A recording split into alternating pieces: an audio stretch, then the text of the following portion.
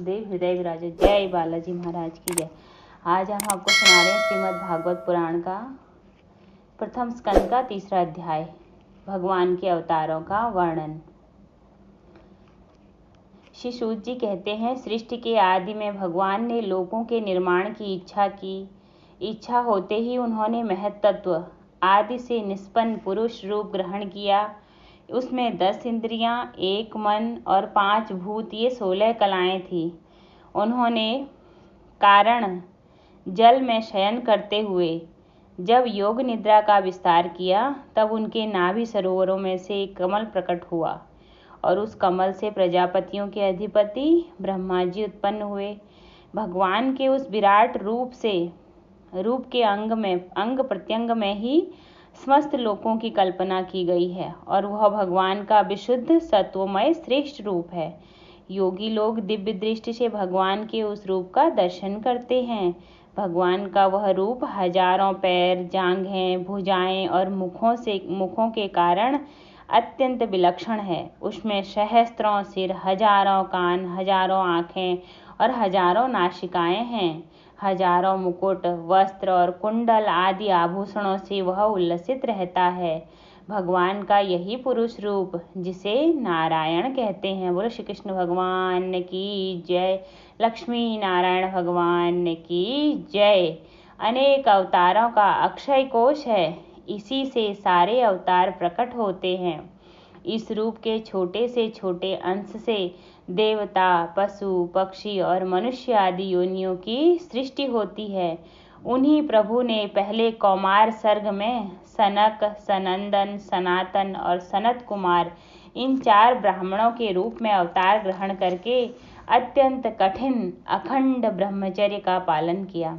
दूसरी बार इस संसार के कल्याण के लिए समस्त यज्ञों के स्वामी उन भगवान ने ही रसातल में गई हुई पृथ्वी को निकाल लाने के विचार से शुक्र रूप धारण किया। ऋषियों की सृष्टि में उन्होंने देवर्षि नारद के रूप में 3रा अवतार ग्रहण किया और सातत्व तंत्र का, जिसे नारद पांचरात्र भी कहते हैं, उपदेश किया। उन्होंने कर्मों के द्वारा किस प्रकार कर्म बंधन से मुक्ति मिलती है, इसका वर्णन है। नारद पांचरात्र में कर्मों के द्वारा किस प्रकार कर्म बंधनों से मुक्ति मिलती है, इन सब चीजों का वर्णन है। धर्म पत्नी मूर्ति के गर्भ से उन्होंने नर नारायण के रूप में 4था अवतार ग्रहण किया। इस अवतार में उन्होंने ऋषि बनकर मन और इंद्रियों का सर्वथा संयम करके बड़ी कठिन तपस्या की। 5वें अवतार में वे सिद्धों के स्वामी कपिल के रूप में प्रकट हुए और तत्वों का निर्णय करने वाले सांख्य शास्त्र का, जो समय के फेर से लुप्त हो गया था, आसुरी नामक ब्राह्मण को उपदेश किया। अनुसुईया के वर मांगने पर 6ठे अवतार में वे अत्रि की संतान दत्तात्रेय हुए। इस अवतार में उन्होंने अलर्क एवं प्रहलाद आदि को ब्रह्मज्ञान का उपदेश दिया। 7वीं बार रुचि प्रजापति की आकुति नामक पत्नी से यज्ञ के रूप में उन्होंने अवतार ग्रहण किया। बोलो यज्ञ पुरुष भगवान की जय। और अपने पुत्र याम आदि देवताओं के साथ स्वयंभू मनवंतर की रक्षा की। राजा नाभि की पत्नी मेरु देवी के गर्भ से ऋषभदेव के रूप में भगवान ने 8वां अवतार ग्रहण किया। इस रूप में उन्होंने परमहंसों का वह मार्ग, जो सभी आश्रमियों के लिए वंदनीय है, दिखाया। ऋषियों की प्रार्थना से 9वीं बार वे राजा पृथु के रूप में अवतीर्ण हुए। सौनक आदि ऋषियों, इस अवतार में उन्होंने पृथ्वी के समस्त औषधियों का दोहन किया था। इससे यह अवतार सबके लिए बड़ा ही कल्याणकारी हुआ। चाक्षुष मनवंतर के अंत में जब सारी त्रिलोकी समुद्र में डूब रही थी, तब उन्होंने मत्स्य के रूप में 10वां अवतार ग्रहण किया और पृथ्वी रूपी नौका पर बैठाकर अगले मनवंतर के अधिपति वैवस्वत मनु की रक्षा की। जिस समय देवता और दैत्य समुद्र मंथन कर रहे थे, उस समय 11वां अवतार धारण करके कच्छ रूप से भगवान ने मद्राचल को अपनी पीठ पर धारण किया। 12वीं बार धन्वंतरी के रूप में अमृत लेकर समुद्र से प्रकट हुए और 13वीं बार मोहिनी रूप धारण करके दैत्यों को मोहित करते हुए देवताओं को अमृत पिलाया। 14वें अवतार में उन्होंने नरसिंह रूप धारण किया और अत्यंत बलवान दैत्यराज हिरण्यकश्यप की छाती अपने नखों से अनायास इस प्रकार फाड़ डाली जैसे चटाई बनाने वाला सीक को चीर डालता है। 15वीं बार वामन का रूप धारण करके भगवान दैत्यराज बलि के यज्ञ में गए। वे चाहते तो थे त्रिलोकी का राज्य, परंतु मांगी उन्होंने केवल 3 पग पृथ्वी। 16वें अवतार परशुराम जी हुए। जब उन्होंने देखा कि राजा लोग ब्राह्मणों के द्रोही हो गए हैं, तब क्रोधित होकर उन्होंने पृथ्वी को 21 बार क्षत्रियों से शून्य कर दिया। इसके बाद 17वें अवतार में सत्यवती के गर्भ से पराशर जी के द्वारा वे व्यास के रूप में अवतीर्ण हुए। उस समय लोगों की समझ और धारणा शक्ति कम देखकर आपने वेद रूप वृक्ष की कई शाखाएं बना दी। 18वीं बार देवताओं का कार्य संपन्न करने की इच्छा से उन्होंने राजा के रूप में रामावतार ग्रहण किया। बोलो रामचंद्र भगवान की जय। और सेतु बंधन, रावण वध आदि वीरता पूर्वक बहुत सी लीलाएं की। 19वें और 20वें अवतारों में उन्होंने यदुवंश में बलराम और श्री कृष्ण के नाम से प्रकट होकर पृथ्वी का भार उतारा। बोलो श्री कृष्ण भगवान की जय। बोलो बलराम दाऊ की जय। उसके बाद कलयुग आ जाने पर मगध देश बिहार में देवताओं के द्वेषी दैत्यों को मोहित करने के लिए अजन के पुत्र रूप में आपका बुद्धा अवतार होगा। इसके भी बहुत पीछे जब कलयुग का अंत समीप होगा और राजा लोग प्रायः लुटेरे हो जाएंगे, तब जगत के रक्षक भगवान विष्णु यश नामक ब्राह्मण के घर कल की रूप में अवतीर्ण होंगे। सौनक आदि ऋषियों जैसे अगाध सरोवर से हजारों छोटे छोटे नाले निकलते हैं, वैसे ही सत्वनिधि भगवान श्री हरि के असंख्य अवतार हुआ करते हैं। ऋषि, मनु, देवता, प्रजापति, मनुपुत्र और जितने भी महान शक्तिशाली हैं, वे सब के सब भगवान के ही अंश हैं। ये सब अवतार तो भगवान के अंशावतार अथवा कलावतार हैं, परंतु भगवान श्री कृष्ण तो स्वयं भगवान अवतारी ही हैं। जब लोग दैत्यों के अत्याचार से व्याकुल हो उठते हैं, तब युग युग में अनेक रूप धारण करके भगवान उनकी रक्षा करते हैं।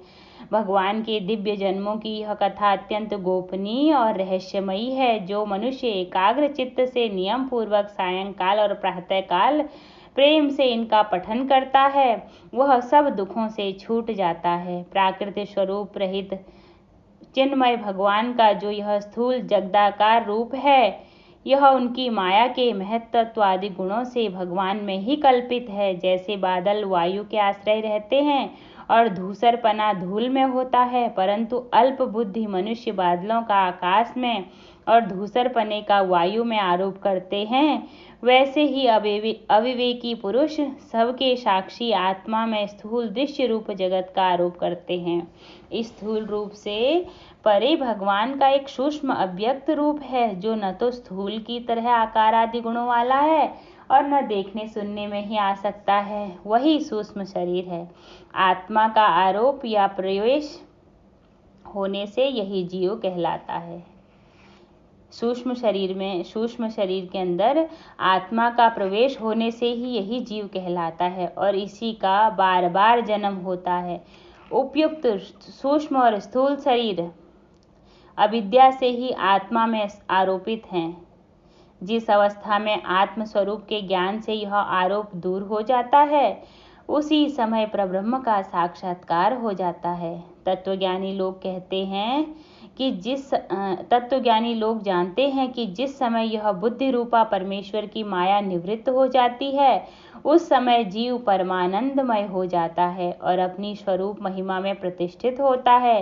वास्तव में जिनके जन्म नहीं है और कर्म भी नहीं है, उन हृदयेश्वर भगवान के अप्राकृत जन्म और कर्मों का तत्वज्ञानी लोग इसी प्रकार वर्णन करते हैं, क्योंकि उनके जन्म और कर्म वेदों के अत्यंत गोपनीय रहस्य हैं।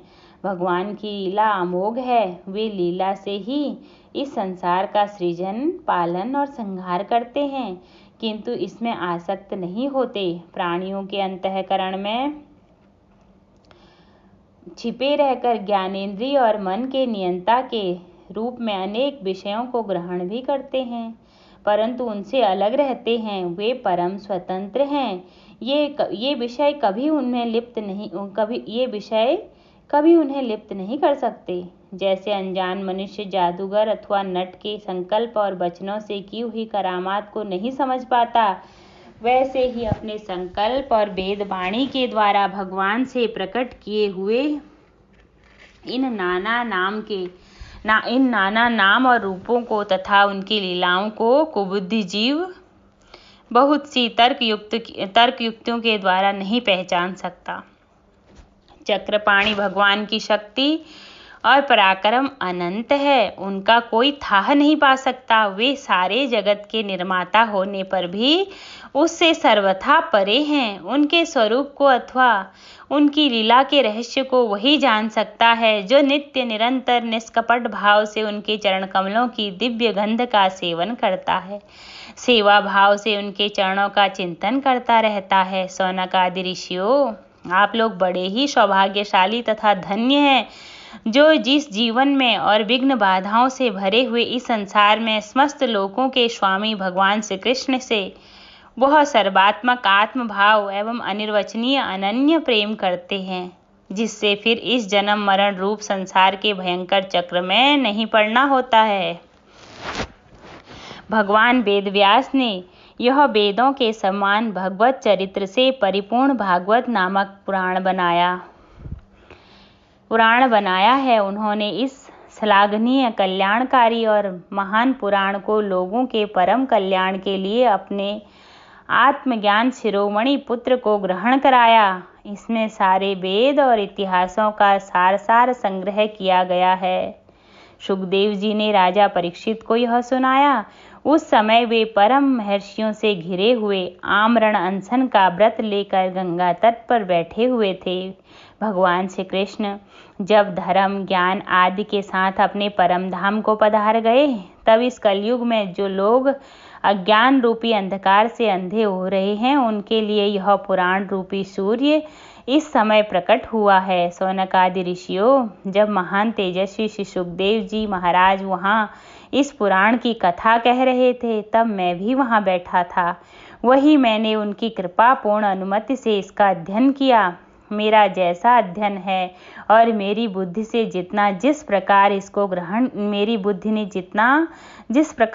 ग्रहण किया है, उसी के अनुसार इसे मैं आप लोगों को सुनाऊंगा। यहीं से तीसरा अध्याय पूर्ण होता है। बोलो श्रीमद् भागवत पुराण की जय। आरती अति पावन पुराण की, धर्म भक्ति विज्ञान खान की। महापुराण भागवत निर्मल सुख मुख विगलित निगम कल्प फल, परम सुधारसमय कल लीला रति रस रस निधान की। कलिमल मथन त्रिताप निवारिणी, जन्म मृत्युमय भव भय हारिणी। सेवत सतत सकल सुख कारिणी, समूह सदि हरि चरित गान की। विषय विलास विमोह विनाशिनी, विमल विराग विवेक विकासिनी। भगवत तत्व रहस्य प्रकाशिनी, परम ज्योति परमात्म ज्ञान की। परमहंस मुनि मन उल्लासिनी, रसिक हृदय रस रास विलासिनी। भुक्ति मुक्ति रति प्रेम सुदासिनी, कथा किंचन प्रिय सुजान की। बोलिए श्रीमद् भागवत पुराण की जय। कल है चौथा अध्याय, महर्षि व्यास का असंतोष।